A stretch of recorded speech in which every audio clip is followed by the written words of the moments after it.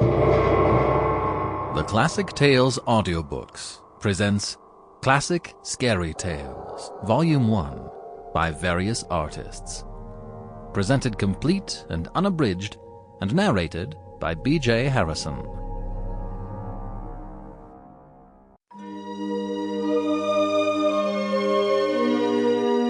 The Legend of Sleepy Hollow, by Washington Irving.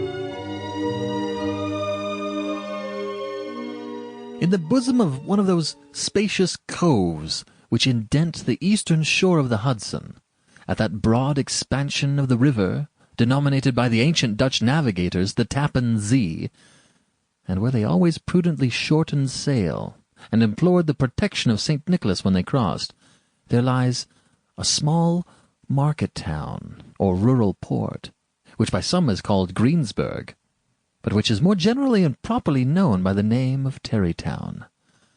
This name was given, we are told, in former days by the good housewives of the adjacent country, from the inveterate propensity of their husbands to linger about the village tavern on market days.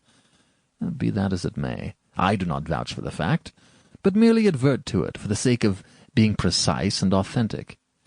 Not far from this village, perhaps about 2 miles, there is a little valley, or rather lap of land among high hills, which is one of the quietest places in the whole world.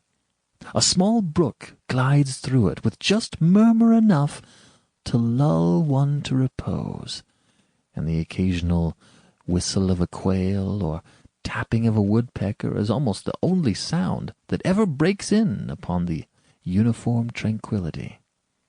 I recollect that when a stripling, my first exploit in squirrel shooting was in a grove of tall walnut trees that shades one side of the valley.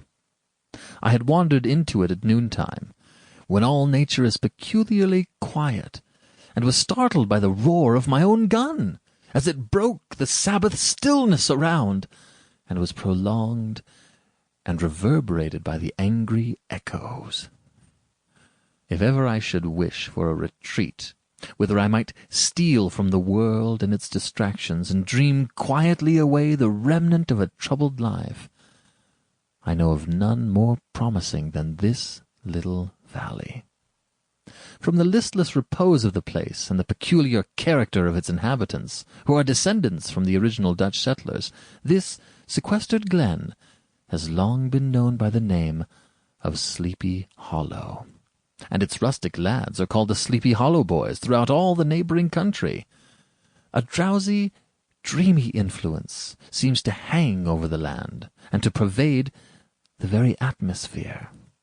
Some say the place was bewitched by a high German doctor during the early days of the settlement. Others, that an old Indian chief, the prophet or wizard of his tribe, held his powwows there before the country was discovered by Master Hendrik Hudson. Certain it is, the place still continues under the sway of some witching power that holds a spell over the minds of the good people, causing them to walk in a continual reverie. They are taken to all kinds of marvelous beliefs, are subject to trances and visions, and frequently see strange sights and hear music and voices in the air. The whole neighborhood abounds with local tales, haunted spots, and twilight superstitions. Stars shoot, and meteors glare oftener across the valley than in any other part of the country, and the nightmare, with her whole ninefold, seems to make it the favorite scene of her gambols. The dominant spirit, however, that haunts this enchanted region, and seems to be commander-in-chief of all the powers of the air, is the apparition of a figure on horseback, without a head. It is said by some to be the ghost of a Hessian trooper, whose head had been carried away by a cannonball in some nameless battle during the Revolutionary War, and who is ever and anon seen by the country folk, hurrying along in the gloom of the night, as if on the wings of the wind. His haunts are not confined to the valley, but extend at times to the adjacent roads. Sample complete. Ready to continue?